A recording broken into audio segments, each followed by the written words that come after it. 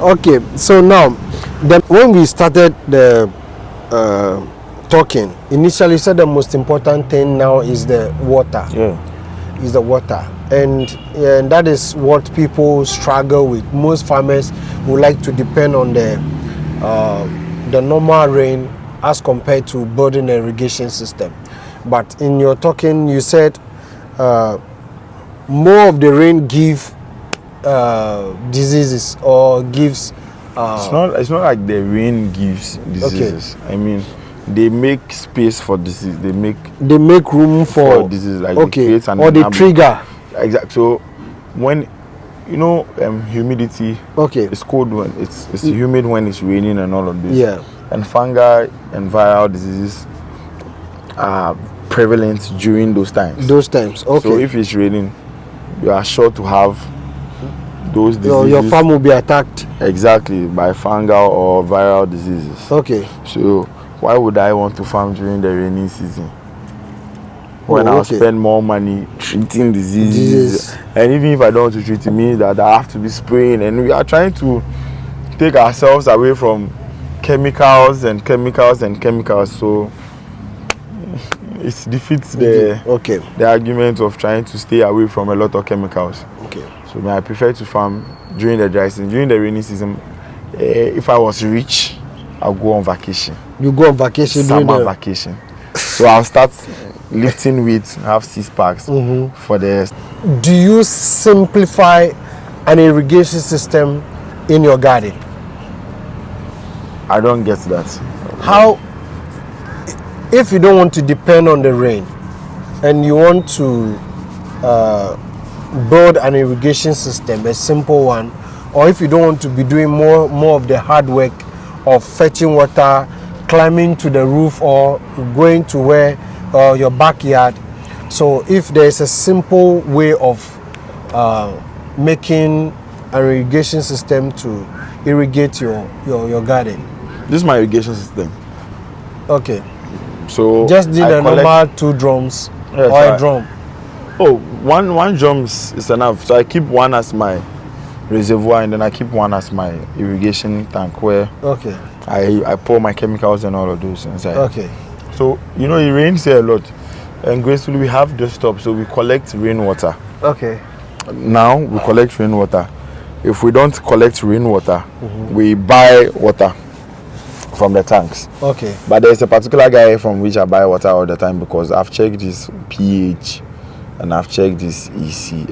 I've checked the EC of the water and the pH of the water. It was very good. Okay. For me, so it's very important we check the pH of the water and the EC of the water. EC. Yeah, EC, conductivity. Oh, okay. Yeah. They help in the soil. Your fertilizers are salts. Okay. Electrons and all of those things, they conduct. So we have to know what we are doing, and so that we don't overly, like if your EC is like 4.0, your plant will die. So how do you check all these things? I have an EC meter and a pH meter. It's in the room. I should have brought it up. Okay, so it's advisable that every farmer... It is. It's advisable that every farmer has to be checking the soil composition, EC. Oh, okay. Yeah. Because they help in the development of the plants. It does help in the development of the plants. It does help. So if you're out there and you don't have one, we will demonstrate how to use it, right? Okay. Yes, so that at least this is my first time of learning it or trying to test the soil. Okay, so we'll test. Is it for the water? Okay, but we have some for the soil too. Yeah. Holland Green Tech does have one for soil test. And is it expensive? I think they charge you for 350 cedis also to test your soil. 350 cedis to test your soil.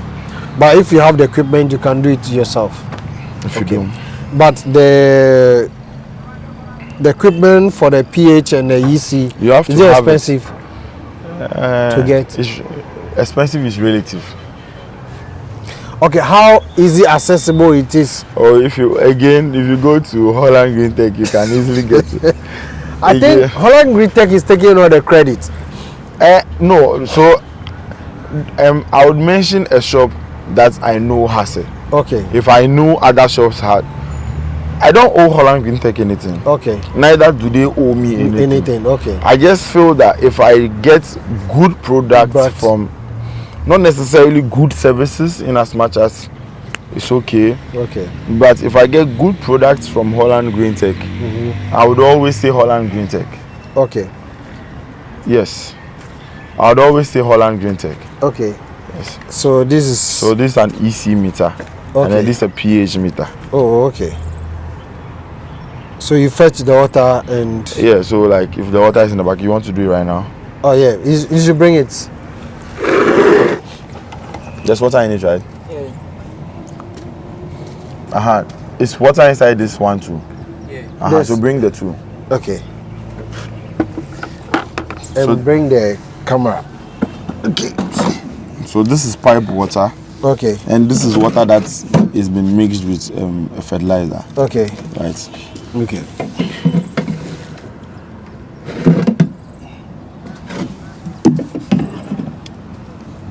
So you just dip it inside. So, and now you see, one thing about fertilization is that you would have to make it dissolve well before you use it. Right now, it didn't dissolve well before I used it. Okay. So, the more the fertilizer is inside, it's dissolving, and the EC keeps rising. Oh, okay. So if you make it dissolve well, it's evenly distributed in the water, and then you can use it very well. Okay. Now, this is pipe-borne water. Okay. If you check the EC, you see, bring the camera to me. The EC of pipe-borne water is what? 0.0. 0.0. Yeah, 0.0. That is the EC of pipe-borne at a temperature of 27 degrees Celsius. This is pipe-borne water. So okay, this is the best EC for you to use. I mean, when you want to grow anything. This is the best. This is a perfect EC. Okay. So the EC meter gives you 0.0. So this is how the EC meter is. Yes, this is an EC meter. So where is it written? Or you will not see EC. Well, it's not. When you say you want an EC meter, they'll give you an EC meter. It was on it, but. Oh, okay. Yeah. And this for the pH. This is a pH meter.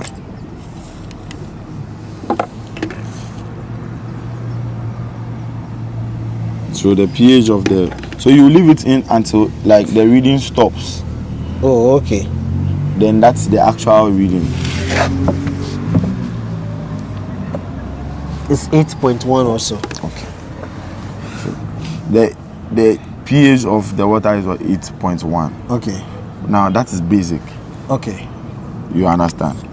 Plants take nutrients in the acidic form. Oh, okay. You see? Okay. So normally for me at Mr. George's place, I put a little bit of fertilizer in his water every day.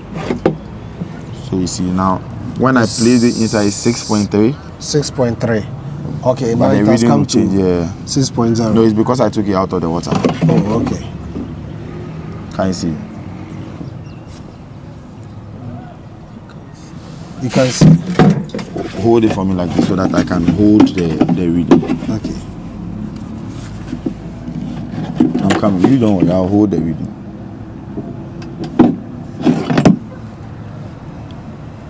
Oh, okay. So Now we see 5.7. So it was 6.3. 6.3. Yeah. Oh, so okay. if you have an EC of 0.0 and then a fertilizer inside of it, the EC would rise a bit. So this water is 0.0. If we check the EC of this water,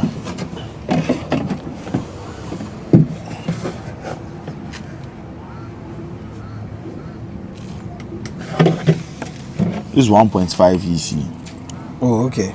So you see, from 0.0 EC to 1.5, a perfect EC. Okay. Is the highest you should have your EC should be 2.0. 2.0. That is good for plants. That is good for plants. Exactly. Okay. Well, that's what I've learned. It's 2.0. But it's hardly will you hear this, will you get to know of these things. Most of the farmers don't even check all these things. So that's the difference between the yield in my farm and any other person's farm. So if Mr. George will come tomorrow if Mr. George was at home, I would have taken him to Barry. Okay. To see his guard, like his farm. We use EC meter, we checked everything, I mean, how it should be before. You know, so everything is calculated and everything is done the way it should be. And it gives you the expected results. Exactly. Wow. Exactly. So these are basic things, but they are very they play a major role in the growth of the plants. A lot. Wow. A lot. Wow. So that's for the irrigation, as part of the irrigation system. And nutrition. Okay. So you can build. So depending on the kind of irrigation you want to use. Okay. So this is my tank. So these are my tanks. Okay. I get water into them. These things were built by me. So definitely the plumbing work. Everything was done by myself. Everything was done by myself. But so if the longer it is and the more bends it has, the less the pressure. Okay. So it's advisable to have very little bends. Okay. And very little pipe. Okay. But here it's not big, so the pressure keeps going. So from here. So if I open my tap, so most of the things I've not glued them because I feel like I would still make alterations to them when I feel it's necessary. Oh, okay. So from here you connect it to this is my main. These are my main lines. Okay, these are the main lines. Yeah, the black ones behind. That's my main line. Okay. And so it has its valve, and then this one becomes my sub mains. Oh, okay. This black one becomes my sub mains. My sub mains. Okay. Know. So you can see from the tips of the pins, the water has started to drip. Oh, okay. It drips from the tips. It actually had to not drip from the tip. It has to work here. So this one like this is working. Oh, so when the water falls, it falls here and then it works. So you can see. Oh, so it keeps wetting it. Oh, okay. For how long? So you give it a time. We have a certain amount of water that a plant should receive in a day. So before I started to give it a time, I would put I place the bottle down to look at my flow rate and the amount of water I can consume in a certain period of time. That's what I'll use to time them. So I'm trying to get a timer from someone called Desmond. He does the best timer works in the irrigation system. Yeah, timer. So when you call Desmond, he would come fix a timer for you. So you can leave your house. Okay. You can go anywhere you want to go to, knowing that your plants are fine. Because timely, if it is 2 o'clock, it would be 2 o'clock and it will water. Now I hear Accra Poly has timers that they build themselves. Okay. And they can custom make it for you. So they have, I hear they have, I've not used it, like I said, I've heard. Okay. That they have timers where the timer could tell the humidity, the temperature, the amount of water in the ground. So if there is the need for water, it will trigger itself. Yeah. Automate. Yeah. So if it is 2 o'clock and then it has rained and there's water already, it won't water. Because there's water, it will realize there are signals, you know. Okay. So things have, a lot of things have changed. Is coming. So if I have that in my farm, I can travel to my main farm for like a week and I know the only thing is probably insects may take over because I'm not applying. But yes. If it is only water, you can travel and come back and everything is fine because it's irrigated. So what we need to do is to have a main supply to be filling the reservoir. That's all. Okay. That's all. Okay. So we have so many types of irrigation. I think you can see my drip lines. Okay. And then that one too, you need a main source. Yeah. So for drip lines, I would not have bought this one and this one. It will just be the main, and then put it on top. But they are flexible. We have harder ones I could have used. Okay. But I felt again they had so many holes, and then I would be wasting a lot of fertilizer and water. So I bought this one that is economically better. Okay. Than this drip lines. So drip tape. But the drip tape will be good for big farms. Big farms. Yeah. And more of on the land, on the soil, or even in grow troughs. Oh, okay. You can line it and inside. it will just continue like that. Oh, okay. But this is more For the suitable pots. for the pots. Because it doesn't waste your fertilizer, it doesn't waste your water, because wherever the plant is where the water is going to go to. Okay. So with this, how do you know the number of buckets we have here? Yeah, we have about 200 buckets. We have 200 buckets. Yeah. So now, these 200 buckets, we are coming to now the financial aspect of the irrigation. Of course. That's Let me turn off my irrigation. I don't want them to. Oh, okay. Yeah. I can see this is ant hill. Yeah, but that's the best. That's the best for you. That's the best. I'm telling you. I've seen some somewhere. I'm going to crack it down. That's the best for you.